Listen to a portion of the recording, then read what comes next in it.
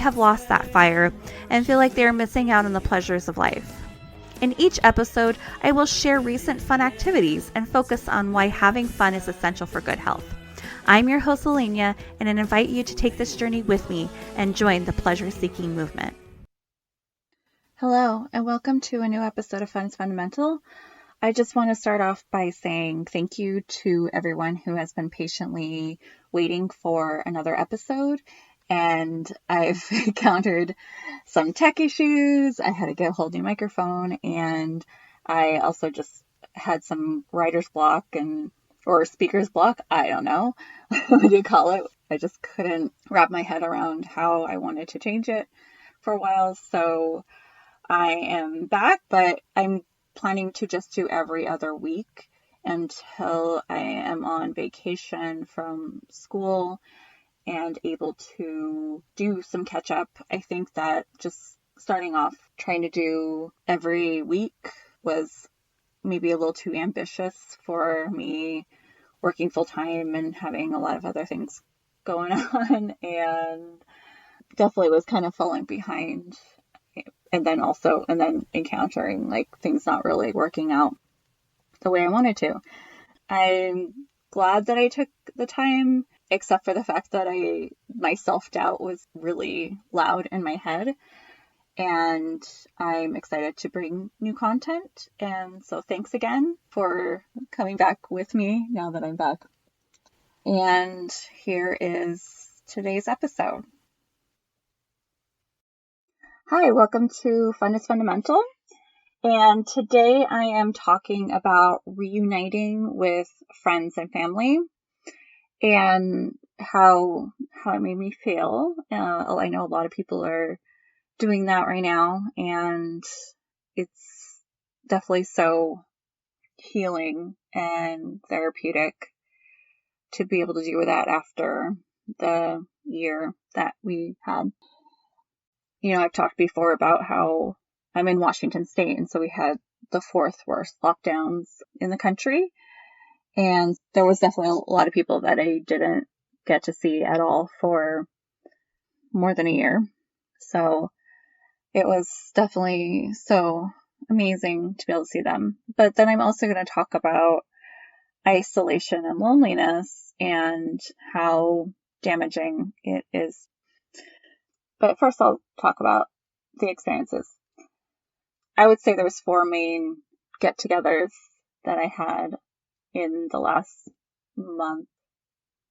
The first one was a friend's 40th birthday.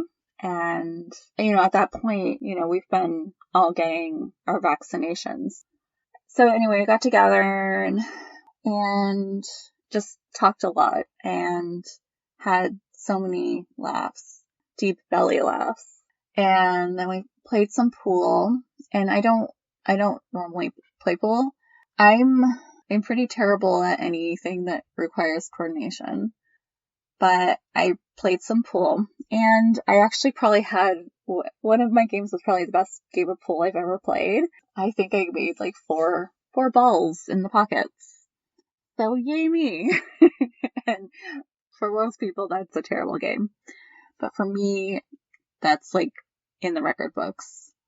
It was just so nice to finally see people in it when I had seen people during the pandemic, which wasn't very often, but when I did, it was always pretty awkward, uncomfortable, anxiety inducing. It's just like, you're like, oh, what's going to happen? I hope no one gets sick. But this was really relaxed. It felt almost normal. I mean, obviously we're talking about getting vaccinated, and it's all the post-COVID conversations, right? But we had like normal conversations too, and it was just great to do and be there and stuff. So then my second major reunion was with a friend that I hadn't seen it was probably more like a year and a half. Just been way too long. So I was waiting outside of her apartment because she was walking her dog. And then I saw her coming down the street with her dog, and I was just like, it's like this moment in like a movie or something like that, and you're just so happy. You're just like, oh, freeze this moment in my memory forever. That feeling of when things finally come together, things finally are in alignment. We started walking down the street, and then, we gave each other a hug. Oh, I've missed hugs. Because even when I would see people, it'd be like, oh, and you're like you're like having space between you, and you can't give people hugs and stuff like that. It was definitely really better than anything to be reunited, right? Her dog actually remembered me, which he's not the smartest cookie, but he's so cute. Anyway, we really didn't do anything, except for just talk. Sometimes when we would hang out, like in the past, we would like maybe watch a TV show or something like that, but because we didn't need anything to fill the time. It was a beautiful Friday evening. I couldn't have asked for a better Friday evening. And then my next reunion was with my mother and my sister. And it was for Mother's Day. So it was great to see them for Mother's Day. Oh, I had forgotten that we saw my boyfriend's Casey's parents the week before, and we hadn't seen them for several months either. And it was because it had been his mother's birthday. So 2 weekends in a row we saw our mothers. So yeah, shout out to them. It was great to see them. Yeah, and then, like I said, I saw my mother on Mother's Day, and I hadn't seen her for several months. And my mom's been very open about being lonely, which I appreciate. But, it was like one of those things for a while there where it was just like, I recognize that you're lonely, but there's the acute worry of people over 70 are, dying at high rates of this virus. And so I just, had to protect her, kind of thing. So it's one of those things where you don't want someone that you care about to be lonely. But in this situation, it's like that's like the sacrifice, right? We ate a good meal and we watched some like these Incredible Home kind of things, which I enjoy watching those with other people because it really creates good conversations. It's kind of like one of those things you start like talking about like what's really important, in what you want in your life, that kind of thing, and I don't know, I like that actually says a lot about someone is their homes say a lot about people. So anyway, like I said, it was great to see her.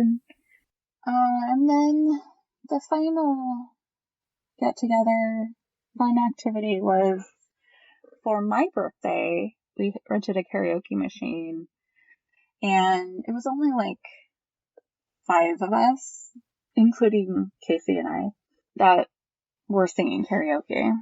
In a way, it was actually like better.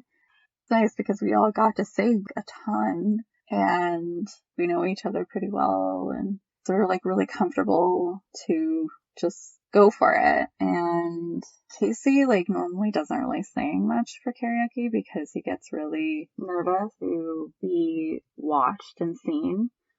So yeah, he actually sang like where we could hear him and not just have him be kind of in the background when someone else is singing. So that was great. And then also like those of us that always were singing a lot, we were getting really experimental with the things that we would sing, like things that we would never have chosen doing karaoke with, like a lot of people or in a bar or something like that. So that was really great to experience that with some good friends.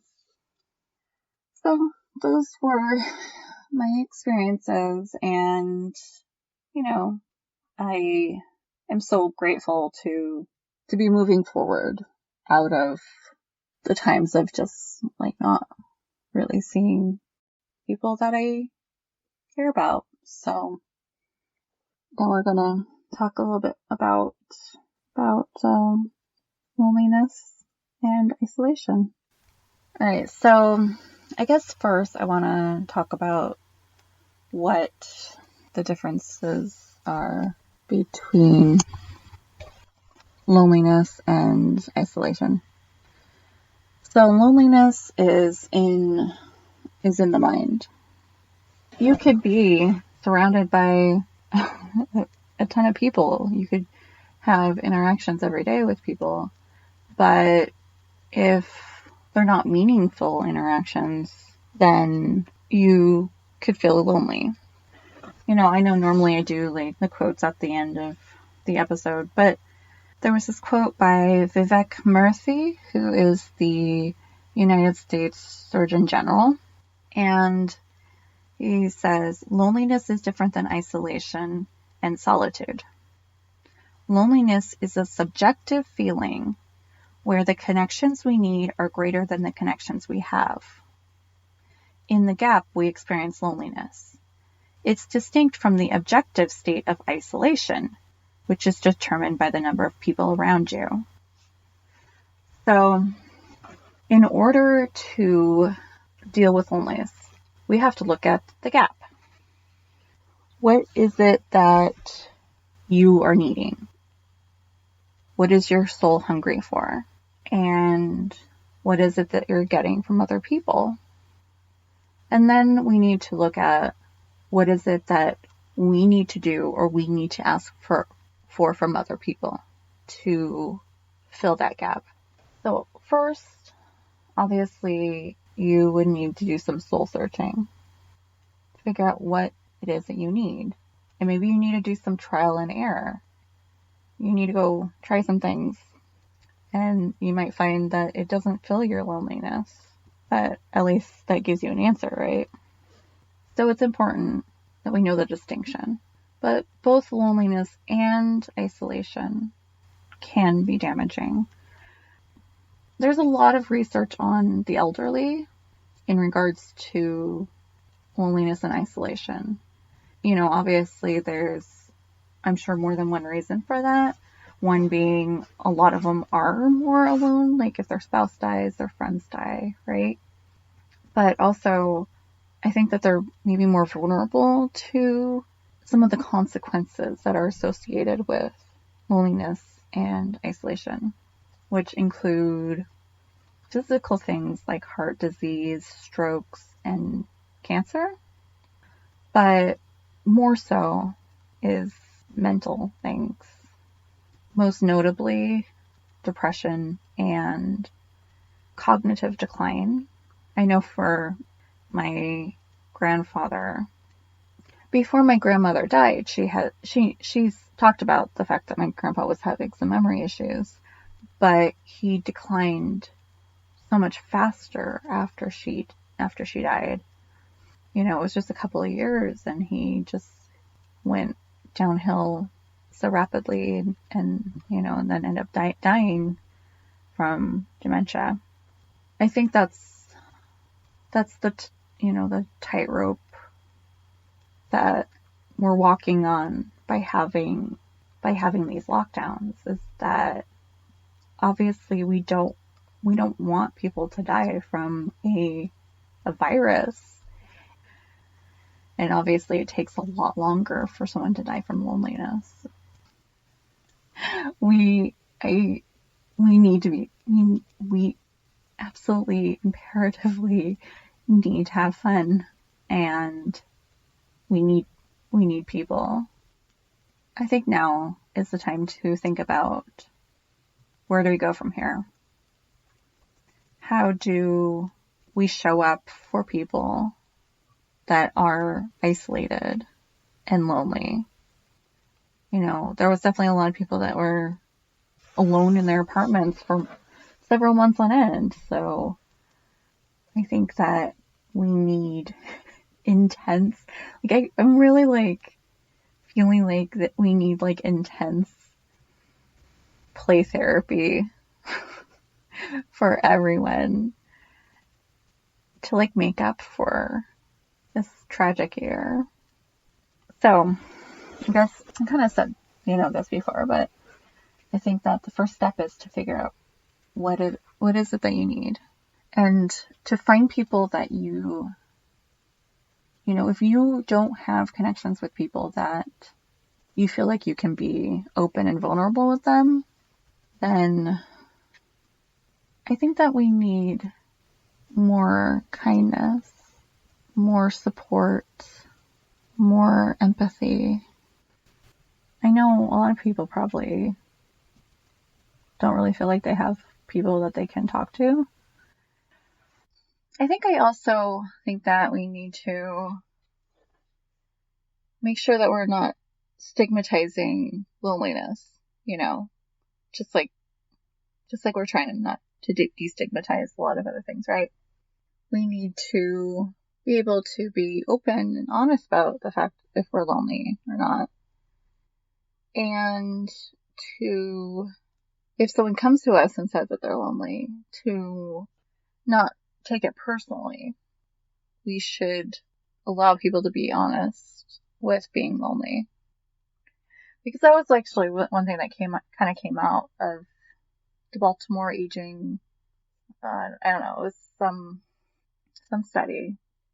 And one of the things that they found was that people that married or lived with their family, or had kind of ideal situations from the outside, they weren't very honest about their loneliness. And there were other ways of measuring loneliness, and they didn't align, because if people feel like they shouldn't be lonely, sometimes they're not going to be very honest. But just like every other mental health thing, right? We need to destigmatize it. We need to make it okay for you to talk about being lonely. It's okay to be lonely. It just means that you have certain needs that are not being met from the other people, from your interactions with other people. And so you need to know yourself and find out what it is that you need. And then you need to talk about it or pursue it from others. And, I know it's not easy to make friends as an adult. I've definitely struggled with it. You have to be willing to put yourself out there a little bit if you do want to have friends, which means being a little bit vulnerable. But that doesn't mean that you shouldn't be careful with who you're vulnerable with. Brene Brown definitely talks about people deserving your vulnerability or not. There's 7 billion people in the world. No one should be lonely. You can always email me at funisfundamentalpodcast@gmail.com. Otherwise, you can find me on Instagram and Facebook. Those are both at Fun is Fundamental. And I'm trying to post more. If you're lonely, I've been lonely. I hear you. I recognize you. I see you. And let's watch out for the people in our lives that are isolated or might be lonely. Let's try to be there for them. And if we are lonely ourselves, tell someone. A lot of people will be there for you. I'm sure. I'm optimistic about a lot of people in the world. You deserve good things. Go out and have a great life. Have fun. And I will see you in 2 weeks. Bye.